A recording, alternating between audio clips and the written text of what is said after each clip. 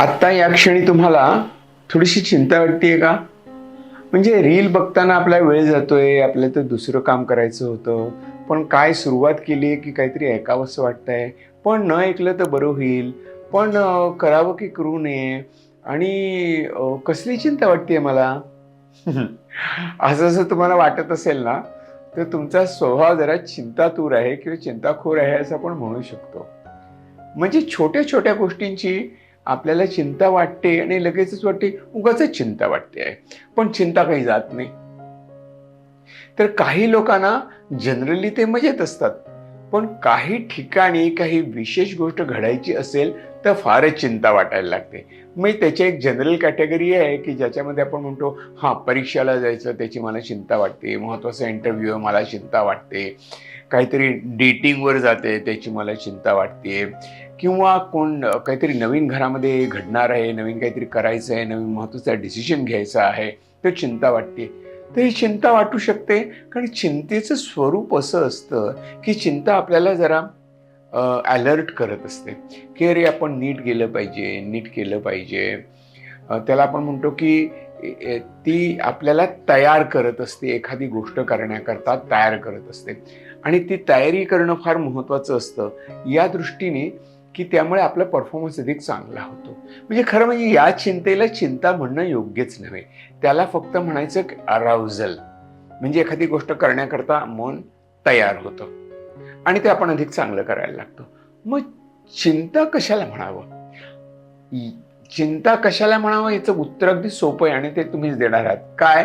तर ज्याच्यामुळे माझा परफॉर्मन्स खराब होतो, म्हणजे मला इतकी चिंता वाटते आणि चिंता वाटत राहते, की मला आठवत नाही, मला काही समजत नाही, उत्तर लिहायचं काही समजत नाही, काय डिसिजन घ्यावा करण्याकरता झोप लागत नाही. म्हणजे माझं रुटीन जे असतं ना, ते खूप बदलून जातं आणि माझा ॲक्चुअल परफॉर्मन्स असतो तो खराब होतो.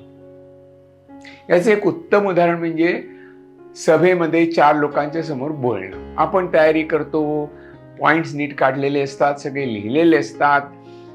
पण हातात मोबाईल घेऊन बोलायची परवानगी नसते किंवा आपल्याला ते बरं वाटत नाही आणि आपण स्टेजवर जाऊन उभे राहतो किंवा चार चौकात उभे राहतो आणि एकदम छातीत धडधडायला लागतं, तोंड सुकल्यासारखं वाटतं आणि काय बोलायचं कळतच नाही.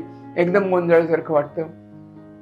म्हणजे तुमचा बोलण्याचा परफॉर्मन्स आहे, तो खराब झाला म्हणजे इफेक्ट झाला, त्याच्यावर परिणाम झाला.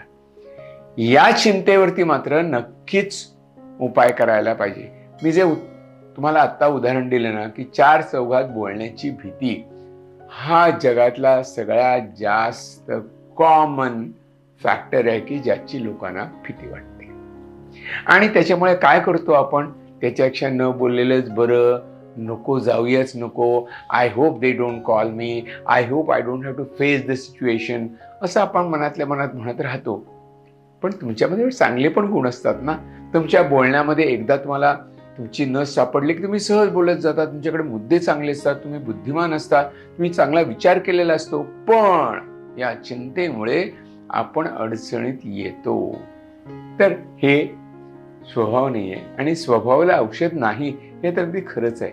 पण अशा प्रकारची जी चिंता असते ना, त्यावेळेला आपण स्वतःशी काय बोलतो हे खूप महत्त्वाचं असतं. तो स्वतःचा होणारा संवाद आहे ना, तो चिंतेपासून आपल्याला दूर नेऊ शकतो. कधी-कधी कळतं पण वळत नाही, म्हणजे योग्य ती गोष्ट बोलायला पाहिजे हे कळतं, पण बोलता येत नाही आणि सांगितली स्वतःला तरी पटत नाही, समजत नाही, तेच वाटत राहतं. मग मात्र नक्कीच काहीतरी मानसोपचार करून घ्यायला पाहिजेत, असं मी ठामपणे म्हणू शकतो. तुम्हाला वाटेल की किती गोल-गोल बोलतोय. नाही, गोल-गोल नाही बोलत आहे. मी चिंतेचे 2-3 प्रकार तुम्हाला स्पष्ट सांगितले. एक छोटी-छोटी चिंता ज्याच्यामुळे आपण अलर्ट होतो.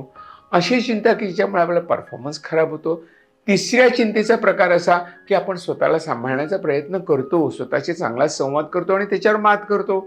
चौथा प्रकार म्हणजे आपण प्रयत्न केला तरी आपल्याला जमत नाही. अशा वेळेला मानसोपचाराची किंवा समुपदेशनाची गरज आहे. पण चिंता हा सगळ्यांच्या चिंतेचा विषय असतो.